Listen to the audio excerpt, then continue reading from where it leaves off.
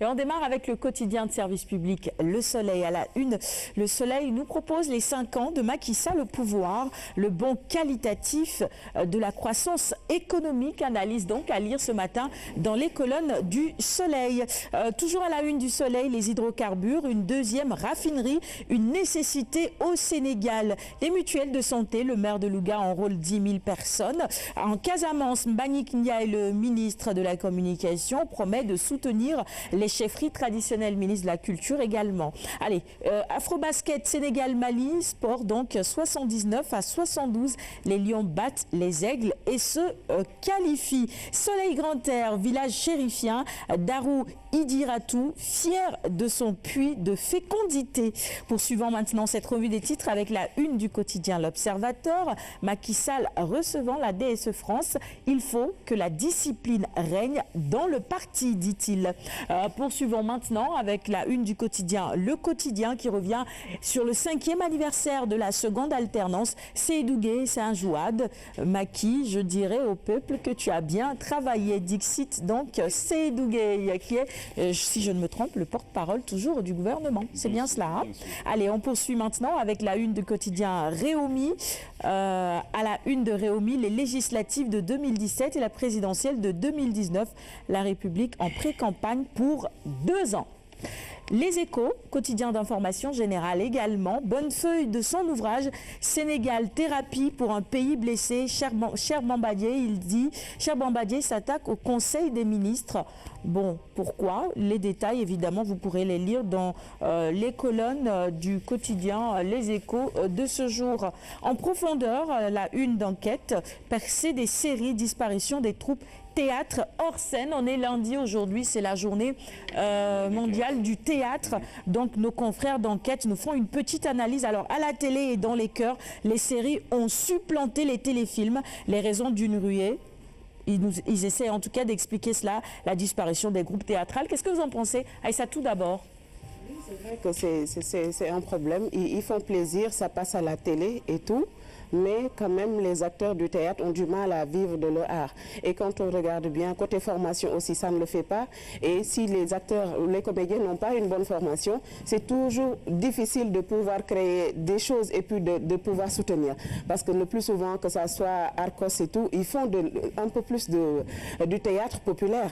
Donc du coup, ils ont toujours des problèmes et pour travailler sur des pièces qui peuvent leur permettre de voyager et de pouvoir sensibiliser le maximum possible la population. On sait que le théâtre est un outil de communication qui est très très puissant, mais il faut encore que celui qui est à la base, le comédien, puisse avoir une formation de qualité, côté diction, côté interprétation des personnages et puis le texte aussi, pouvoir assimiler cela. Il faut vraiment que l'on passe, si on veut réussir cette année-là qui est une année de la culture, que l'on passe vraiment de l'improvisation au professionnalisme. Et c'est important, ils ont besoin de ça. On aurait dit que tu as écouté Pape Faye hier. Très bien, Aïssatou.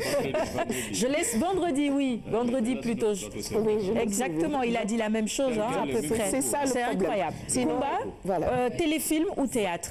En théâtre, je ne suis pas experte comme Aïssatou ou pratiquante pour parler sport, mais je rejoins parfaitement l'idée de Aïssatou et de Pape Faye. Pape Faye qui, du reste, est un très bon formateur qui a eu à former, malheureusement, il a arrêté de former des jeunes au cours Sainte-Marie d'Anne. C'est lui qui s'occupait de la formation. Donc, je veux dire, justement, pour le développement de cette discipline, il faut d'abord la formation, c'est comme dans tous les domaines.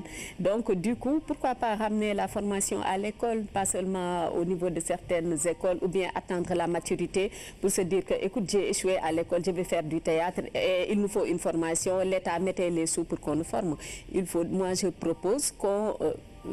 dès le bas âge, à l'école déjà. Voilà, que ça soit inscrit dans le programme de formation des enfants. Parce que même si on n'a pas des ambitions de devenir un très grand comédien ou artiste, on en a besoin dans l'expression, dans tous les domaines d'activité. Très bien. Voilà. Madame Diatta, vous préférez quoi? Les séries qu'on voit à la télé maintenant ou le théâtre comme on l'a connu sur les planches, ça vous manque aussi? Moi, personnellement, je préfère peut-être les téléfilms, pas les séries qu'on voit à la télé, peut-être les séries qui nous viennent de l'étranger. Je préfère particulièrement nos séries nationales.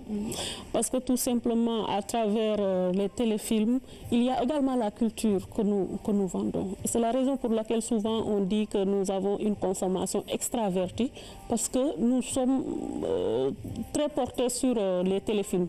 Et à chaque fois que l'on voit les téléfilms, nous avons des gens qui attirent nos sympathies et qui, d'une certaine façon, également nous influencent.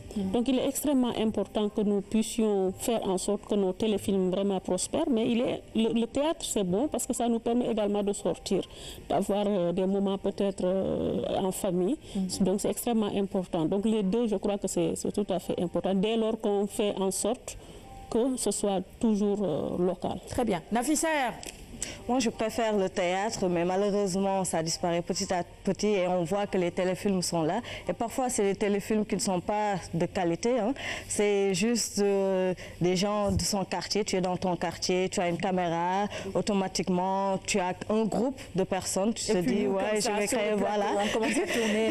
Tu réfléchis et tu commences à filmer. Et même les scénarios, parfois, c'est du jour au jour qu'on les fait. Voilà. Voilà. C'est de l'amateurisme, comme tu dis, et donc le théâtre doit revenir et j'espère que ça va revenir et il y aura une qualité aussi. Bah oui, bon, on l'espère tous. Hein. Alioune Badara, tu veux réagir ou je poursuis? La nature est horreur du vide, hein. Donc je pense qu'Aïssatou a parfaitement bien résumé la situation du théâtre sénégalais. Les vrais professionnels, ils sont là, ils sont encore en activité pour certains, hein. Mais la plupart, ils ont déserté quand même la scène parce que tout simplement, ils ne peuvent plus vivre de leur art. Donc, il leur faut davantage de soutien. Et je crois que l'autre jour, le vendredi, en tout cas en prélude à cette journée mondiale du théâtre, Pape Faye, qui est le président de l'ARCORS, est revenu sur cela, la nécessité d'épauler, de soutenir financièrement aussi les grands metteurs en scène, les vrais comédiens professionnels. Je ne parle pas des comiques, je parle pas des comiques. Parce qu'au Sénégal, comme il y a cet amalgame, on confond comique et comédien professionnel.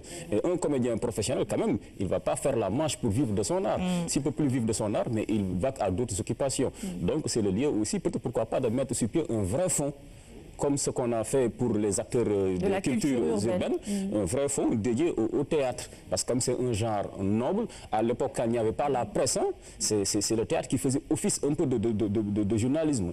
De journalistes plutôt, les hommes de théâtre faisaient office de journalistes. C'est eux qui passaient la bonne information à travers leurs pièces. Et donc ça montre l'importance de cet art-là qu'il faut préserver parce qu'au Sénégal quand même, on a un savoir-faire, mais quand vous ne pouvez plus vivre de votre art, mais ma foi, vous allez faire autre chose. Les professionnels, ils sont là. Et ça va de soi. Voilà. Eh ben, merci beaucoup. C'était pour nous, notre façon, à nous en tout cas, de rendre hommage à tous ceux qui sont encore des comédiens aujourd'hui. Notre façon à nous de célébrer cette journée mondiale du théâtre. Allez, on va terminer la revue des titres maintenant avec les quotidiens spécialisés sport. À la une de Stade, Sénégal-Côte d'Ivoire à 18 h. Plus qu'un match amical, ça c'est un vrai derby évidemment. Et puis Sounoulambe, à sa une, nous parle de retransmet, en tout cas retranscrit plutôt. On est à la une de Sounoulambe maintenant. Sounoulambe retranscrit donc à sa une les propos de Diallo, qui est le préparateur physique de l'adversaire de B52 Bombardier. Eumeu à la même forme que Gris Bordeaux. Bombardier ne sera pas plus fort que Eumeu. Et puis la puissance vaut mieux que la masse. Voilà, c'est son analyse en tout cas. Ce matin, on peut le retrouver cela à la une et dans les colonnes de Sounoulambe. Et ce sera tout pour la revue des titres, mais pas pour le sport ce matin, puisque Koumba me rejoint maintenant. On va poursuivre justement avec ta chronique Alioune Badara. Kenkeliba. Avec plaisir, d'autant plus que je suis le représentant de la gente masculine. Sur le plateau. Sport.